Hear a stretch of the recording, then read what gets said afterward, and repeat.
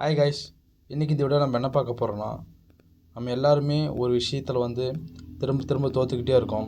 இப்போது பொதுவாக நீங்கள் எடுத்துக்கிட்டிங்கன்னா, இப்போ சும்மா விளையாட போகிறோம், ஏதோ ஒரு கேம்ஸ் விளையாட போகிறோம். அது தோந்துட்டால் ஏன் நம்ம தோக்குறோம், ஏன் தோந்துட்டதுக்கான காரணத்தை வச்சு அதை நம்ம தீர்வு காண பார்ப்போம். ஆனால் நம்ம தமிழ்நாட்டில் திரும்ப திரும்ப ஒரு விஷயம் நடந்துக்கிட்டே இருக்குது. அதுக்கான தீர்வு கிடைக்கவே மாட்டேங்குது. நாம் இப்போது எப்படி சொல்கிறது, அதுக்கான போராட்டங்களோ அதுக்கான முன்னெடுப்போ நாம் எதுவும் பண்ண மாட்டோமா, இல்லை கவர்மெண்ட் ஓப்பனாக சொல்கிறேன் சுத்தமாக சரியில்லை, அது தெரியும். ஆனால் நம்மளால் அதை வாங்கி கொடுக்க முடியல, அதை நம்ம யாருமே பண்ணுறதில்ல. பாண்டிச்சேரியில் 9 வயசு பொண்ணு கிட்டத்தட்ட 6 பேர் ரேப் பண்ணிருக்காங்க.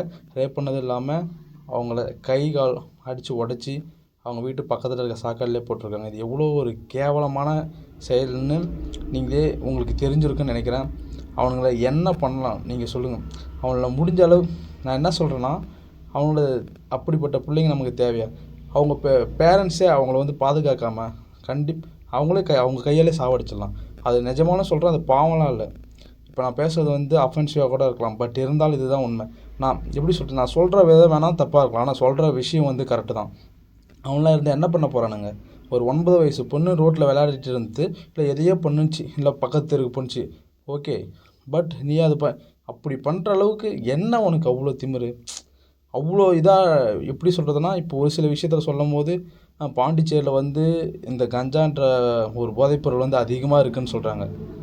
எப்படி சொல்கிறது, அந்த பசங்களை பார்த்தா சின்ன பசங்க மாதிரி தான், அவங்களும் அடிமையாகிட்டு ஒரு பொண்ணை இப்படி பண்ணிட்டானுங்க. அவனுங்களை என்ன பண்ணலாம் நீங்களே கமெண்ட் பண்ணுங்கள். முடிஞ்ச அளவுக்கு அந்த பொண்ணுக்கு ஜஸ்டிஸ் கிடைச்சே ஆகணும், இதை விடவே கூடாது. இதுக்கப்புறம் எத்தனை பேர் நம்ம இப்படி விட்டு கொடுத்து போக போகிறோம்? இப்போது யாருக்கும் நடக்குதுன்னு நீங்கள் நினச்சிட்டு போகலாம், நாளைக்கு நமக்கும் நடக்கும், நம்மளை சுற்றி இருக்கவங்களுக்கும் நடக்கும். அது நமக்கு வந்தால் தான் அதோட வலி தெரியும் நமக்கு. ஸோ இதை சும்மா விட்டுறக்கூடாது. இதுக்கு முடிஞ்ச அளவுக்கு ஜஸ்டிஸ் கண்டிப்பாக கிடைச்சாகணும். சும்மா அந்த காம்பன்சேஷன் அந்த மாதிரி எந்த விஷயமும் போகாமல் அவங்களுக்கு எனக்கு தெரிஞ்சு ஒரு விஷயம் என்னன்னா, இப்போது சவுதி அந்த மாதிரி ஃபாரின் கண்ட்ரிலாம் நடக்கும் இல்லையா, மக்கள் முன்னிலையில் இது மாதிரி தவறு செஞ்சவங்களை தலையை வெட்டுறதோ தூக்கிலிடப்படுறதோ அதெல்லாம் ரொம்ப அதை பண்ணணும். எப்போ தண்டனைகள் அதிகமாகுதோ அப்போ தான் தவறுகள் குறையும். ஆனால் கடைசி நம்ம ஒவ்வொரு டைமும் நம்ம சொல்லிக்கிட்டே தான் இருக்கோம், ஆனால் திரும்ப திரும்ப அந்த தப்பு நடந்துக்கிட்டே தான் இருக்குது. அதெல்லாம் பார்க்கும்போது நமக்கு எப்படி சொல்கிறது, எல்லாம் இப்போது நமக்கே எப்படி இருக்குன்னா, மீதி இப்போ லேடிஸுங்க பெண் குழந்தைங்கள்லாம் என்ன நினைப்பாங்க, ரொம்ப இன்செக்யூராக ஃபீல் பண்ணுவாங்க. பயமாக இருக்குது, ஒவ்வொரு விஷயமும் பயமாக இருக்குது. இப்போது இது எப்போ தான் முடிவடையும்னு தெரியல. இதுக்கான தீர்வு பாண்டிச்சேரி அவங்க அந்த கவர்மெண்ட் நல்ல முடிவு எடுக்கணும். கண்டிப்பாக அந்த பெண் குழந்தைக்கு ஒரு நல்ல விஷயமா அமையணும், அவங்க ஜஸ்டிஸ் அமையணும். அவங்க இறந்துட்டாங்க, பட் இருந்தாலும் இதுக்கப்புறம் இருக்கிற பெண் குழந்தைகள் யாருக்கும் இப்படி நடக்கக்கூடாது. அவங்களுக்கு நடந்தது கண்டிப்பாக ஜஸ்டிஸ் கிடைச்சே ஆகணும். அது வரைக்கும் இதை எப்படி சொல்கிறது, உங்கள் ஃப்ரெண்ட்ஸுக்கு எல்லாத்தையும் தெரியப்படுத்துங்க. இது பெரிய விஷயமா ஆக்குங்க. எப்படியா அப்படியே ஸ்க்ரோல் பண்ணிட்டு போகிற விஷயமா எடுத்துக்காதீங்க. எவ்வளோ விஷயம் நடந்துகிட்ருக்கு, இனிமேல் எதுவுமே நடக்காமல் பார்த்துக்கணும். இந்த மாதிரி யாரும் யோசிக்கக்கூட கூடாது. இப்போ அதே நான் பாருங்கள், இப்போ இது 3 நாளைக்கு அதே ஒரு 2 டேஸ்க்கு அதுக்கு முன்னாடி ஃபாரின் கண்ட்ரிலேருந்து வந்த ஒரு லேடி அப்படி தான் பண்ணிட்டானுங்க. அதுக்கும் இப்போ பாருங்கள், ஒரு விஷயம் இப்போ நமக்கு தீர்வு என்னென்னா, ஒரு விஷயம் நடக்குதுன்னா அதுக்கான தீர்வாக அவங்க மரண தண்டனையோ தூக்கு தண்டனை எதுவுமே எதுவுமே கொடுக்க மாட்டுறாங்க. அதை காம்பன்சேஷன் அவங்கள ஒரு ஆயுள் தண்டனை அந்த மாதிரி கொடுத்து 10 வருஷம் 15 வருஷம் கொடுத்து அவங்க ஜாமீனில் ஈஸியாக வந்துட்டு போகிறாங்க. ஸோ அது தீர்வாக இருக்காது. கண்டிப்பாக தப்பு பண்ணோன்னா சும்மா விடக்கூடாது. திரும்ப இதேமாரி யாரும் தைரியமாக பண்ணக்கூடாது. நமக்கு தெரிஞ்சது இவ்வளோ விஷயம், நமக்கு தெரியாத எவ்வளோ விஷயம் நடந்திருக்கு, கொஞ்சமாக யோசிச்சு பாருங்கள். இது ஒரு கண்டென்ட்டாக நான் சொல்லலை, உண்மையாலுமே இது எப்படி சொல்கிறது, ஒரு மாதிரியாக இருக்குது. இப்போ இந்த கண்டென்ட்டுக்கு இப்போ இதை நான் பேசுகிறதுக்கோ இப்போ இந்த வீடியோ போடுறதுக்கு எதுக்குமே நான் உட்காந்து எழுதி படிக்கலை, இல்லை சும்மா ரொம்ப மனசு கஷ்டமாக இருந்துச்சு.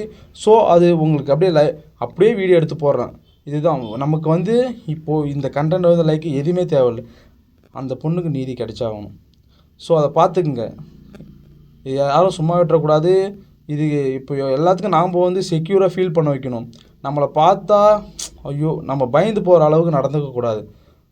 ஸோ இப்போ நீங்கள் இந்த வீடியோ பார்த்துருங்க, உங்களை சுற்றி இருக்கிறவங்க கொஞ்சம் சேஃபாக வச்சுக்கோங்க, சேஃபாக ஃபீல் பண்ண வைங்க. அவங்க எப்போ தைரியமாக வெளியே போகணும், வெளியே வரணும், வந்து போகணும், அந்த மாதிரி வச்சுக்கோங்க. ஸோ நீங்கள் யாரும் இப்போ பார்க்குறவங்க கேவலமாக இந்த மாதிரி இதெல்லாம் யாருமே எடுக்காதீங்க. இப்போது ஏதேதோ பண்ணுறாங்க, இந்த மாதிரி விஷயத்துக்கெலாம் எதுவும் பண்ணிவிட்டு ஜாலியாக ஜெயில் உள்ள போய் உட்கார மாட்டாங்க. நான் திரும்ப சொல்கிறேன், நான் பேசுறது அஃபென்சிவாக இருக்கலாம், ஆனால் இதுதான் உண்மை.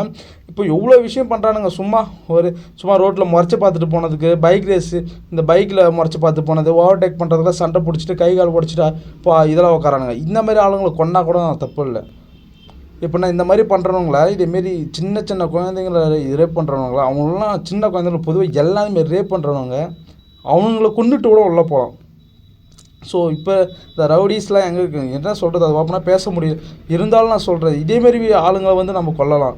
ஆனால் இப்போ இது போலீஸ் வந்து இப்போது பாண்டிச்சேரி அரசாங்கம் என்ன பண்ண போகுதுன்னு தெரியல.